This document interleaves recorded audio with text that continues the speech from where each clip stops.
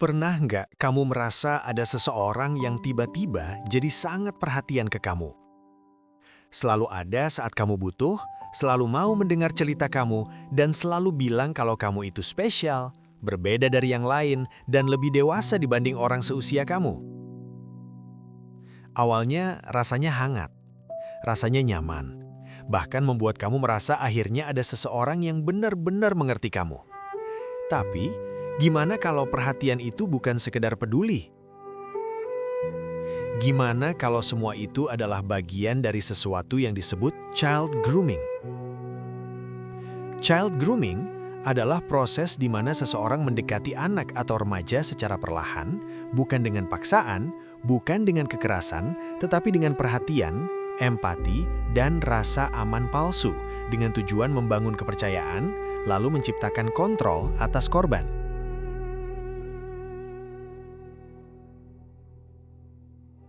Ini penting untuk dipahami sejak awal.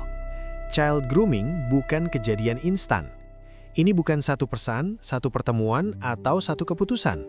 Ini adalah proses yang berjalan pelan-pelan, kadang berminggu-minggu, berbulan-bulan, bahkan bertahun-tahun, sampai korban tidak sadar bahwa batas dirinya sudah dilewati.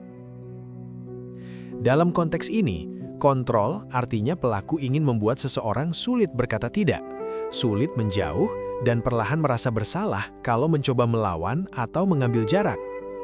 Dan yang sering disalahpahami, child grooming bukan cuma soal ini tentang kekuasaan, tentang manipulasi psikologis, dan tentang bagaimana seseorang mengambil alih kendali atas pikiran dan emosi orang lain.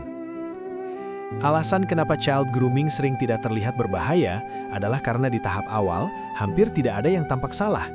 Tidak ada teriakan, tidak ada ancaman, tidak ada paksaan.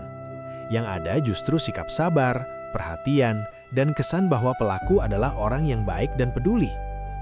Manipulasi dalam konteks ini adalah cara mempengaruhi pikiran dan perasaan seseorang tanpa mereka sadar bahwa mereka sedang diarahkan. Pelaku grooming jarang tampil kasar di awal, justru sering terlihat dewasa, bijak, dan bisa dipercaya. Disinilah banyak orang, termasuk korban sendiri, tidak menyadari bahwa sesuatu yang salah sedang terjadi. Mungkin kamu bertanya, kalau korbannya merasa nyaman, kalau korbannya merasa diperhatikan, kenapa ini dianggap salah? Jawabannya sederhana tapi penting, karena nyaman tidak selalu berarti aman. Semua manusia butuh validasi. Validasi adalah perasaan bahwa kita didengar, dianggap penting, dan diakui. Itu adalah kebutuhan manusia yang normal. Meskipun demikian, bukan berarti kita juga gak bisa hidup tanpa validasi orang lain. Hal ini akan kita bahas di episode yang lain ya.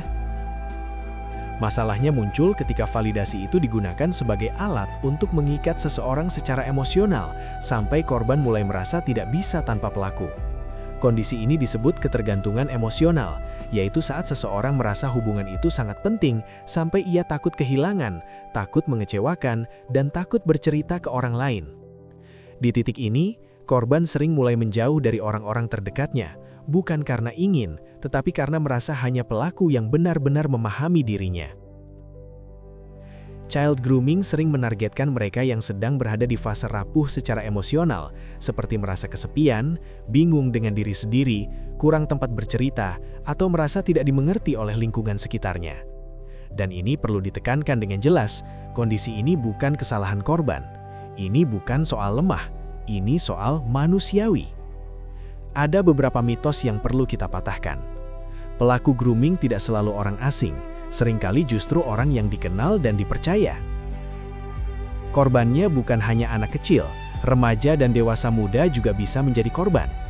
Dan korban tidak selalu bisa langsung pergi, karena grooming bekerja di pikiran dan emosi, bukan di fisik.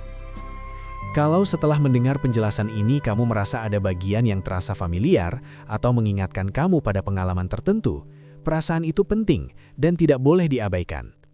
Di episode berikutnya, kita akan membahas tanda-tanda awal child grooming yang sering dikira sebagai perhatian biasa, supaya kamu bisa lebih sadar, lebih waspada, dan lebih melindungi diri sendiri maupun orang lain. Ingat satu hal untuk sekarang. Perhatian yang sehat tidak pernah meminta kamu untuk diam, menyimpan rahasia yang membuat kamu tidak nyaman, atau menjauh dari orang-orang yang peduli padamu.